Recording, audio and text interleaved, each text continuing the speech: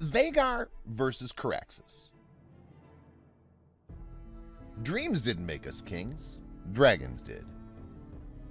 If the Targaryens are known for one thing more than their sleek blonde hair, it's their dragons. And in House of the Dragons, two names stand out the most. First being the monstrously powerful Karaksis, also known as the Bloodworm, and the other the ancient and epic Vighar. But which one among them takes the bragging rights for being the most powerful or the greatest one among the two? Well, that's exactly what we're here to find out. So welcome back to Factaholic, folks, and today we've got a proper dragon head-to-head among our midst. So Vighar versus Karaksis, who's bigger and stronger between the two of them? Well, there's simply no second thoughts over the fact that Vighar was a larger dragon than Karaksis. After all, Vighar is the second largest dragon that Targaryens ever bred after Balerion. Vighar was a dragon ridden by Queen Visenya Targaryen during Aegon's conquest. Vighar was also the largest female dragon that ever lived.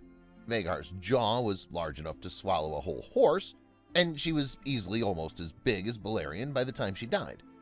That was quite the feat, since Balerion the Black Dread was the largest dragon that ever lived.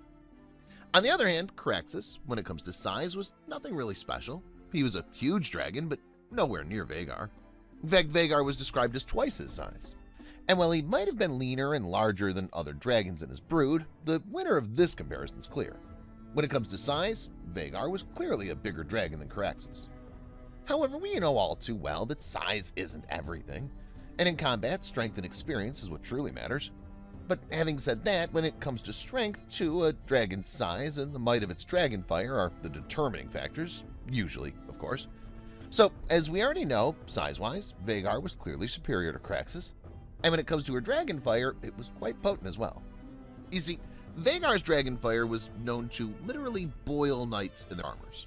It's also a well-known fact that Vighar, along with Balerion and Meraxes, burned 4,000 men alive.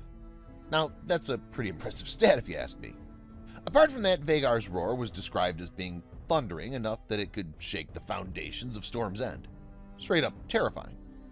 Karaksis, on the other hand, was the mightiest young dragon, but his abilities weren't described in the epic manner as were the abilities of Vighar, who could fit an entire horse down her jaw. We couldn't say that he had a dominant roar, potent dragon fire, or was the largest. His history wasn't as meticulously written and followed as Vhagar's. Still, he managed to defeat Vighar, so that in and of itself speaks a lot about the Bloodworm's ferocity and battle prowess. And part of it probably lies in the prowess of Daemon as a dragon rider.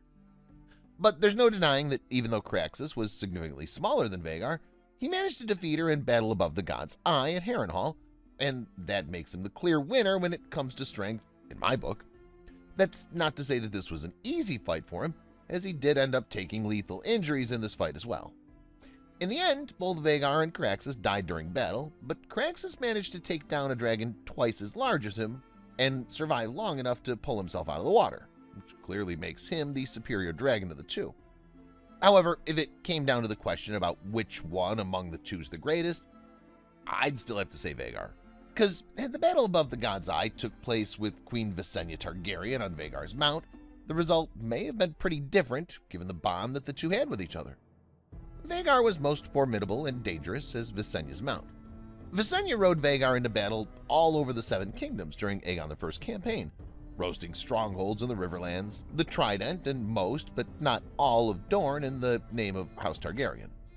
And Visenya and Vighar were so great that they didn't even need to engage in battles. The mere sight of the dragon already forced their opponents to surrender and bend to the mercy of the Targaryens.